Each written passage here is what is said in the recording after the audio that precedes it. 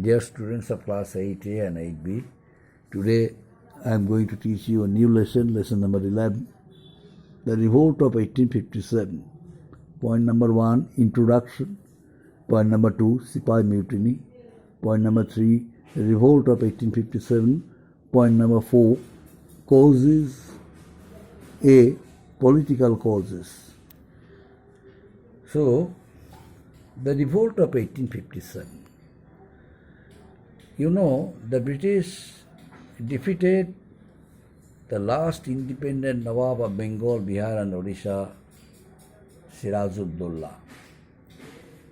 In the Battle of Plassey in the year 1757, the British, by making conspiracy against the Nawab of Bengal, Bihar and Odisha, Siraj-ud-Dowla, they defeated the Nawab, and temporarily they captured the political power in Bengal and became the kingmaker.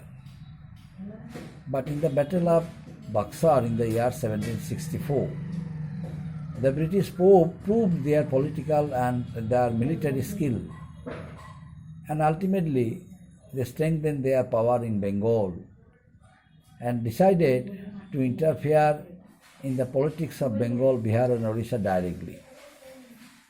So, the Battle of Plassey, which was held in the year 1757, within 100 years after the Battle of Plassey, the British became the master of Indian politics within 100 years.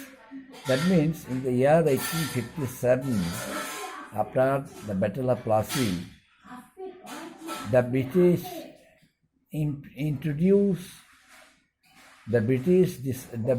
increased their repressive powers and policies against Indian states, Indian Nawabs, Indian rulers, even Indian people. As a result of it, the expansion of British policy revealed an oppressive nature. The resentment against the company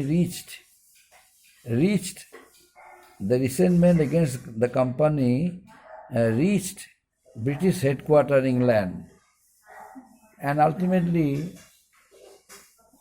it was ended with the Sepoy Mutiny of 1857.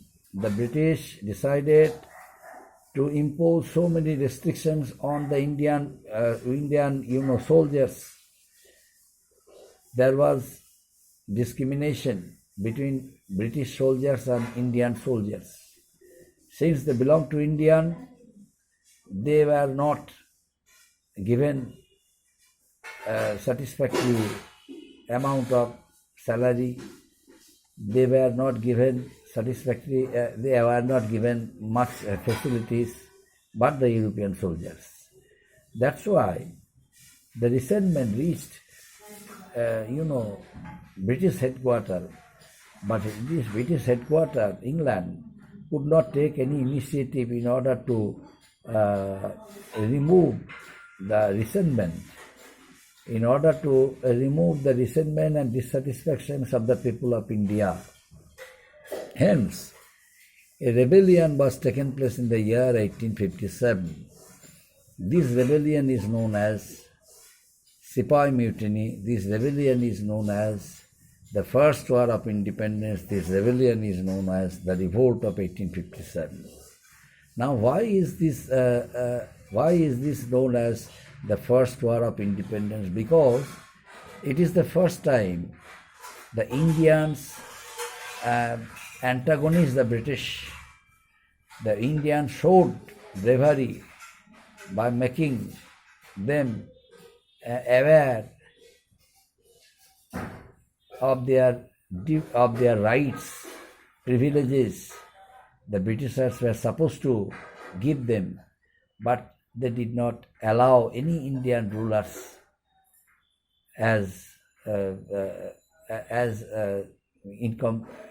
Indian rulers as the European soldiers.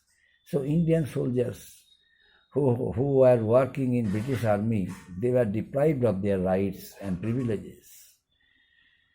So the Sepoy Mutiny was taken place. The Sepoy Mutiny was the first effort among the Indians.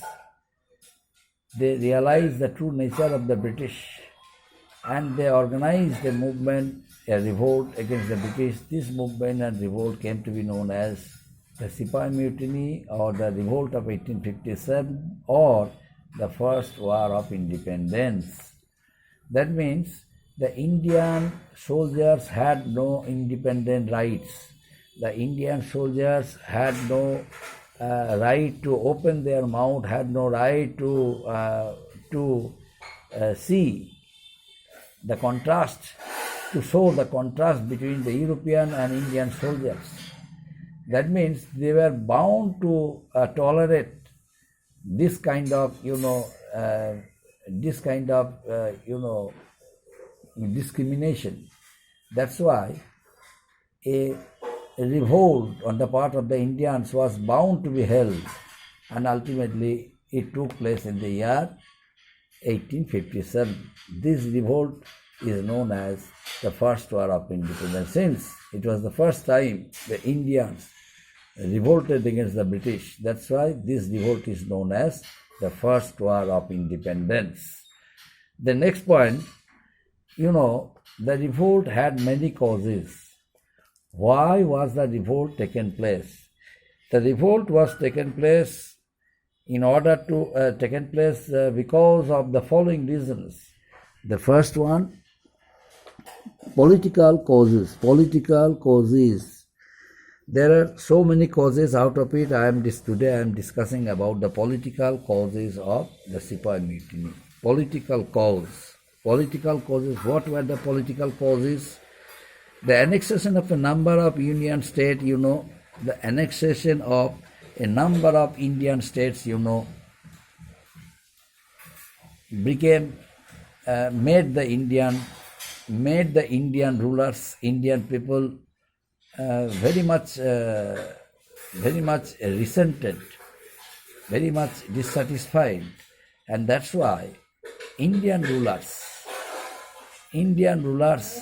they decided to organize movement against the British. Initially, the British adopted a policy of expansion. Initially, the British adopted the policy of declaring war, means outright wars. And by declaring outright wars, against Indian rulers, they realized that there was none to chase the British, because the Britishers were superior to them and they were inferior. That's why no need to declare any war for misusing money. That's why they wanted to drain Indian wealth to their country, England. Hence, the British decided to adopt a number of, expansionist policies under their Governor-Generals. Governor-General Lord Wellesley made a policy, an expansionist policy, that is subsidiary alliance. And then subsidiary alliance was thoroughly criticized by the Indian rulers, by the Indian people, and the Britishers were frightened. The Britishers were scared of their mistakes. Then temporarily they sent Lord Hastings and suggested him to declare outright wars, to follow the policy of outright wars. On reaching India as a Governor-General, Lord Hastings, introduced the policy of paramountcy, means declaring war against the Indian rulers and occupying their territories, so that no one could criticize them. And they could say that it was occupied by the British by fighting, by defeating them. That's why the policy of paramountcy temporarily stopped criticism against the British from the Indian points of view. But ultimately, the British calculated it that this much effort, which was done by the British headquarters, should not have been done because they could not save money. Because by way of declaring war against the Indian states, they had to spend a lot of money. Due to huge expenditure, due to war expenditure, war expenses, the British headquarters once again sent another Governor General by asking him to adopt the policy of expansion. So Lord Dalhousie came to India as a Governor General and introduced another one expansionist policy named the doctrine of lapse. The doctrine of lapse was an act where the Indian rulers who had no legal heir to their throne had no right to adopt any son as the heir to their throne. That means in that case, the state or territory having no legal heir automatically would come under British control by the terms of the doctrine of lapse.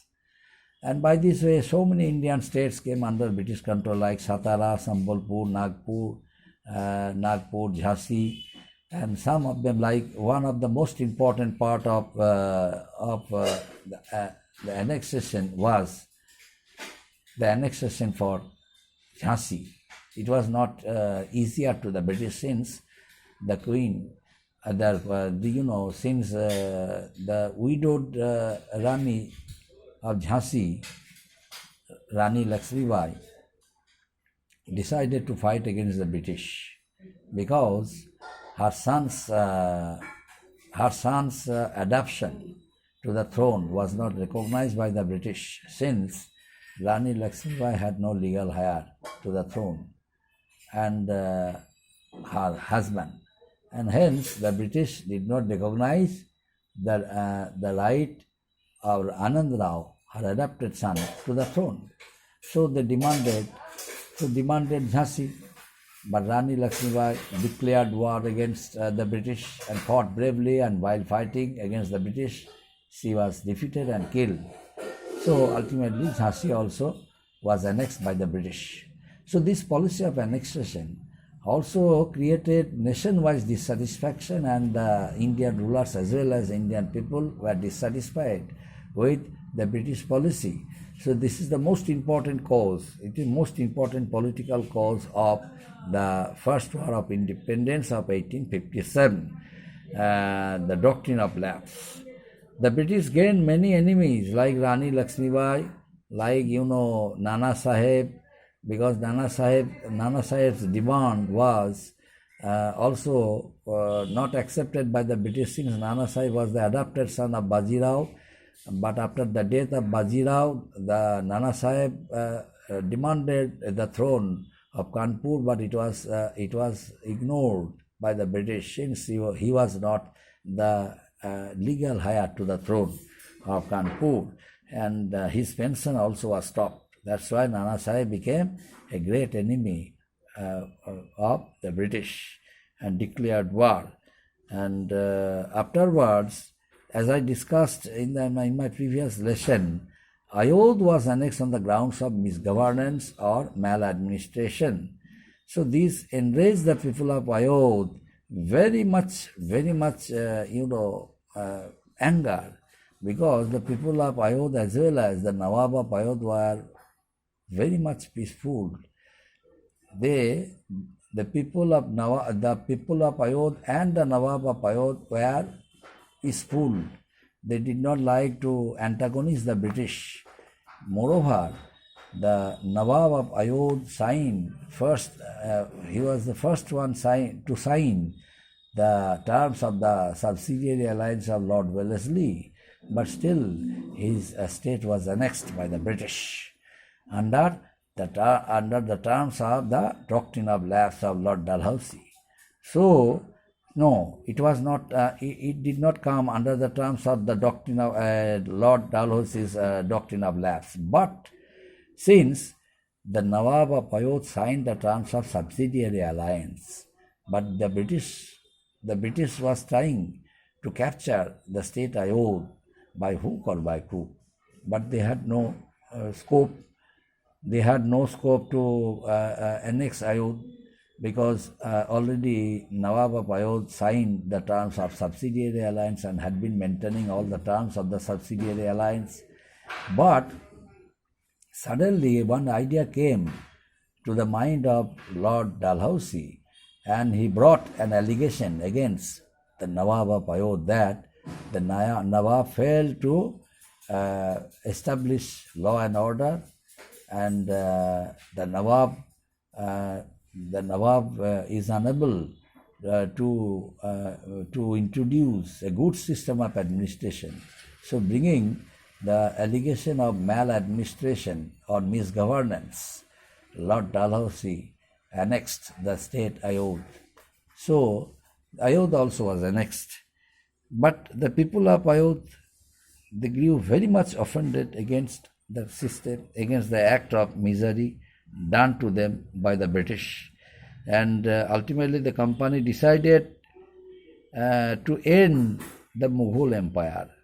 So the names of the names and images of the Mughal emperor which were there in the coins minted from coins, coins minted by the company, the Governor General of India decided to remove the images of the Mughal Empire from the coins, and instead of it, they decided to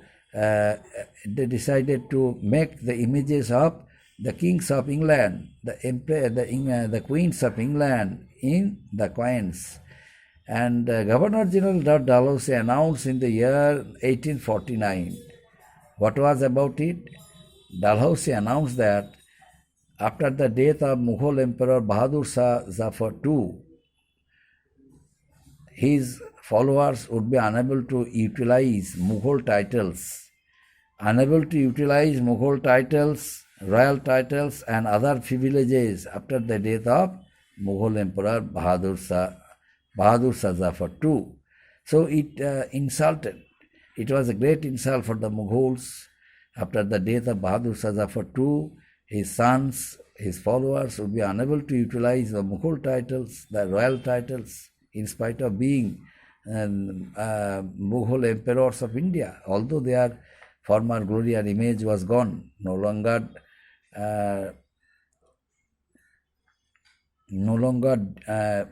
did the illustrious reign of the Mughals were there, neither the Mughal image as same as it was there earlier.